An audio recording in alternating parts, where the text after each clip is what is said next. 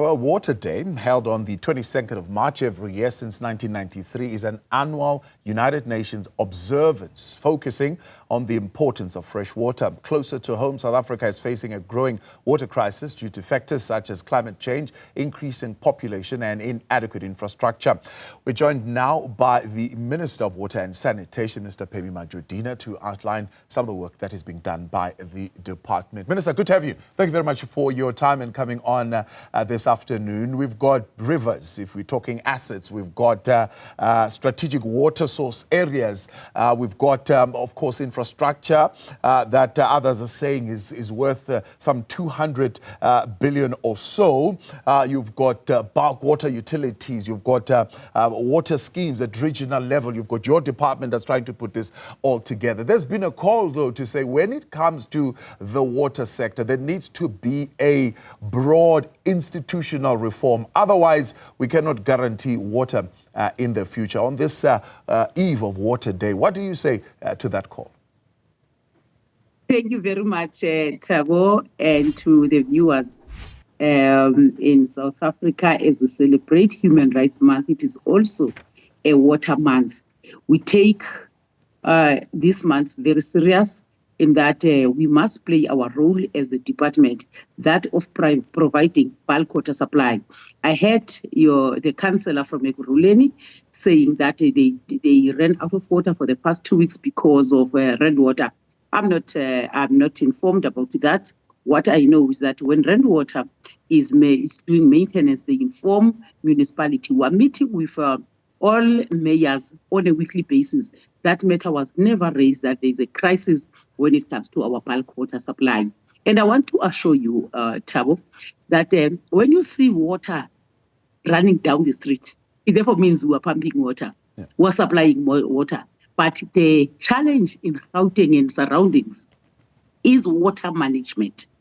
Water management is a challenge. When it comes to the balance of water in the country is fine with water. I can attest to that, and I will stand by my word. Yeah. As we prepare for the 22nd, we want to do our own assessment. How far are we in terms of reaching 2030 vision as well as the SDG 6? SDG 6, we must have supplied water across the countries by 2030. So that is what we will be doing on the day. Yeah. Hence, I've been in and out of all our mega projects to see how far are they in terms of construction. Yeah. What we do know, of course, from the Auditor General's report is that a third of our municipalities delivering water services are considered dysfunctional. And that's where the problem is.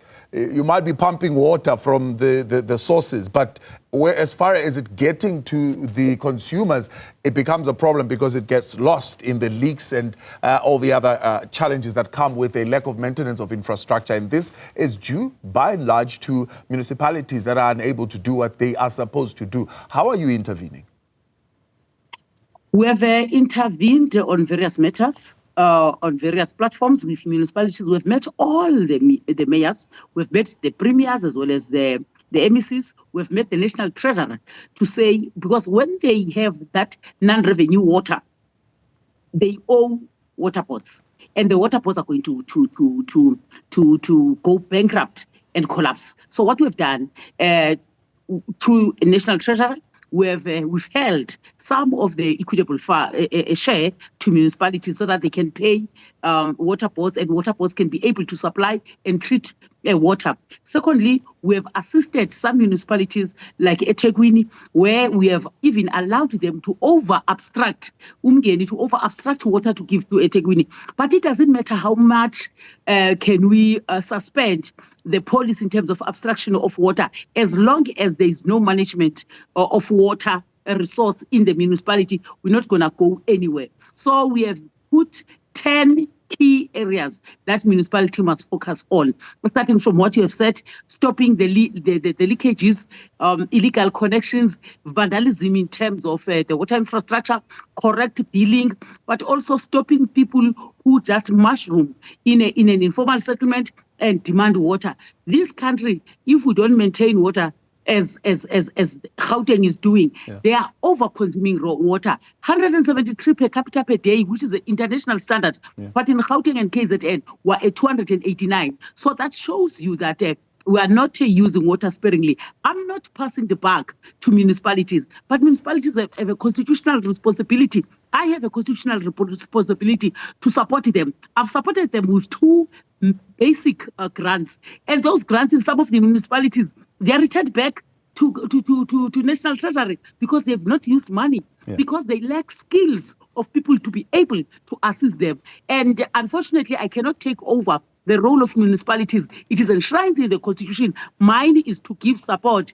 But now I've profiled 100 municipalities that are performing dismally. So we're going to request a cabinet to give us a certain power to be able to intervene on those municipalities. 100 of them are performing dismally. Yeah, some of them, I've spoken to them, those are performing dismally. They would talk about a funding gap, saying there is a significant backlog as far as funding is concerned, or investment that is required, for example, for maintenance of infrastructure and rehabilitation. You are saying they are not suffering from an issue of funding gap. Are they getting enough funding to be able to invest in those facilities? Funding is not enough to municipalities. We have put upfront that there must be a review of the funding model, because most of these municipalities are very poor. These are the municipalities that are unable to collect revenue because the citizens that they are leading, they are of indigent level. So municipalities are really suffering in terms of collecting funding and to ring fence the water sales money. So they take that money and do other competing demands. But we are saying let all the sales of water be ring fenced and ensure that we invest in the infrastructure. If we don't invest in the infrastructure, like your own car, Thabo, if you don't service your car, it won't take you long. It's gonna collapse you on the way. So that is what is happening in municipalities. But I do feel for municipalities, I've met with SALCA, they've raised the same question that they need to be assisted in terms of a reviewing of the funding model.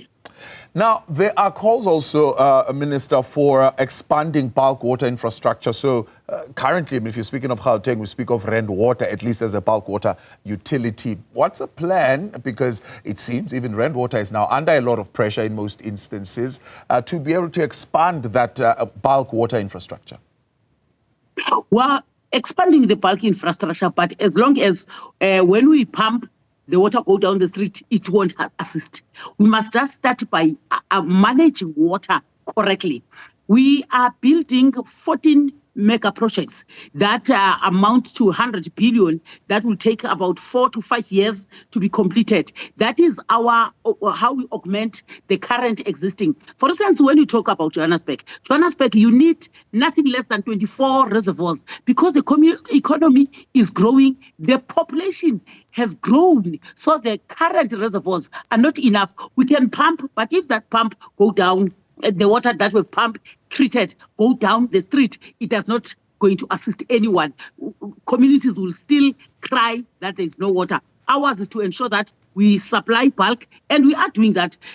When Red Water has some challenges, it's only a challenge of maintenance. And they communicate with municipalities. It's just that the communication gap between municipalities and the residents is what we've viewed as a serious shortcoming. Tonight, I'm meeting with all mayors again.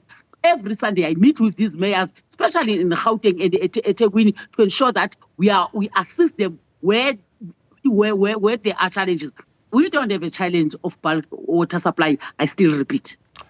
Minister, we appreciate your time. Thanks so much for that update. That's Minister of Water and Sanitation, Pemmy Majodina, there, head of Water Day, which is the 22nd of March, a United Nations commemoration, I suppose, of that day. Right, we continue in a moment here on the Newsfeed PM. Do stay with us.